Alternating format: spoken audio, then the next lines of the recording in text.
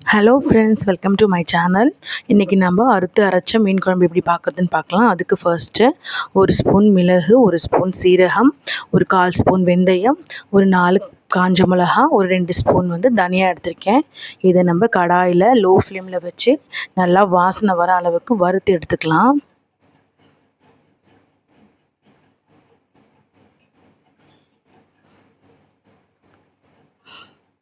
நல்லா வறுத்து வந்ததும் இப்போது நம்ம ஒரு பத்தை தேங்காவை இதில் ஆட் பண்ணிக்கலாம். தேங்காய் ஆட் பண்ணும்போது நம்ம அடுப்பை ஆஃப் பண்ணிவிட்டு கூட ஆட் பண்ணிக்கலாம். அந்த சூட்டுலேயே தேங்காய் வதங்கிடும்.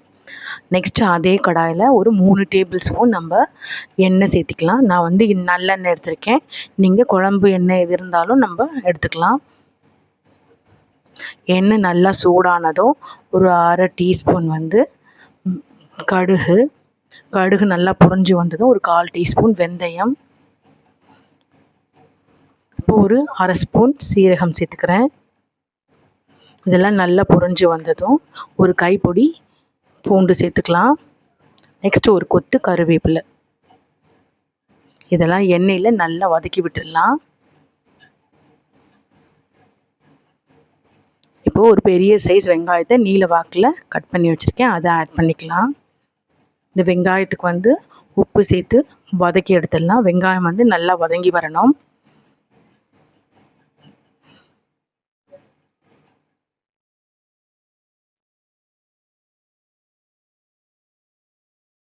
இப்போது வெங்காயம் நல்லா வதங்கி வந்ததும் நம்ம தக்காளி 3 தக்காளி, நான் பழுத்த தக்காளி பெரிய சைஸ்லேயே எடுத்திருக்கேன், அது சின்ன சின்னதாக கட் பண்ணி அதையும் இதில் சேர்த்துக்கலாம். தக்காளியும் நல்லா வதக்கி எடுத்துடலாம். தக்காளி எண்ணெயிலே நல்லா வதங்கி வந்துச்சுன்னா குழம்பு நல்லா டேஸ்ட்டாக இருக்கும். தக்காளி வதங்கும் போது நம்ம ஹை ஃப்ளேமில் வச்சு கூட சீக்கிரமாக வதக்கி எடுத்துடலாம். இப்போ புளி பார்த்திங்கன்னா நான் பெரிய நெல்லிக்காய் சைஸில் எடுத்திருக்கேன். எனக்கு இந்த புளி அவ்வளோவா புளிப்பு தெரியாது, அதனால நான் கொஞ்சம் எக்ஸ்ட்ராவே எடுத்திருக்கேன். உங்கள் புளி நல்லா புளிப்பாக இருந்துச்சுன்னா நீங்கள் கொஞ்சம் கம்மியும் பண்ணிக்கலாம். இப்போ தக்காளி நல்லா வதங்கி வந்துருச்சு. இப்போ இதுக்குள்ள தேவையான அளவு மசாலா சேர்த்துக்கலாம். ஒரு 1/2 ஸ்பூன் மஞ்சள் தூள். நான் குழம்பு மிளகாய் தூள் 3 ஸ்பூன் எடுத்திருக்கேன். நீங்கள் குழம்பு மிளகாய் தூள் இல்லைன்னா நீங்கள் தனியாக இருக்கிற மிளகாய் தூள் எடுத்துக்கலாம். தனியாக இருக்கிற மிளகாய் தூள் 3 டீஸ்பூனும், தனியாத்தூள் 4 டீஸ்பூனும் சேர்த்துக்கலாம். நான் குழம்பு மிளகாய் தூளை போட்டு இந்த எண்ணெயிலே லைட்டாக வதக்கி விட்டுற போகிறேன். நம்ம லைட்டாக எண்ணெயிலே வதக்கி விட்டோம்னா அந்த வாசனை லைட் போச்சுன்னா கொதிக்கும்போது அவ்வளோவா நமக்கு கொதிக்க விடணும்னு அவசியம் இல்லை. அதனால கொஞ்சம் ஸ்லோவாக வச்சு இந்த எண்ணெயிலே அப்படி லைட்டாக பிரட்டி விட்டுக்குங்க.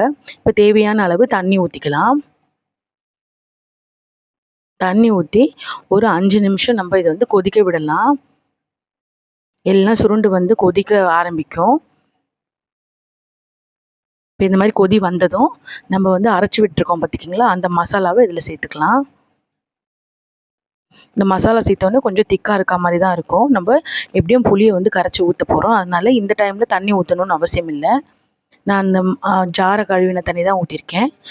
இதையும் ஒரு 5 நிமிஷம் கொதி விட்டுடலாம்.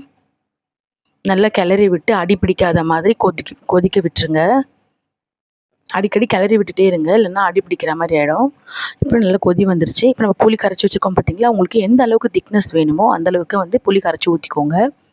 புளி கண்டிப்பாக ஒரு 5 மினிட்ஸ் அதுவும் கொதிக்க விடணும், இல்லை 10 மினிட்ஸ் கூட நீங்கள் கொதிக்க விடலாம். எண்ணெய் பிரிஞ்சு வர அளவுக்கு நம்ம புளி தண்ணி ஊற்றிட்டு கொதிக்க விட்டுறணும். இந்த டைமில் நீங்கள் உப்பு, காரம், புளிப்பு எல்லாமே செக் பண்ணிக்கோங்க. கடைசியில் நம்ம காரம் சேர்த்தோம்னா நமக்கு செட் ஆகாது, அதனால் நீங்கள் இப்போயே சேர்த்துக்கோங்க. இப்போ இது மூடி போட்டு நம்ம கொதிக்க விட்டுடலாம். இப்போ நல்லா கொதித்து சைடில் எண்ணெய் பிரிஞ்சு வந்துச்சு பாருங்கள். இப்போ நான் மீன் சேர்த்துடுறேன். நான் பெரிய மீன் தான் எடுத்திருக்கேன், நீங்கள் சின்ன மீன் கூட இதில் சேர்த்துக்கலாம். பெரிய மீனுன்றபோது அது இன்னும் கொஞ்சம் டேஸ்ட்டாக இருக்கும். நான் கெண்டை மீன் எடுத்திருக்கேன்.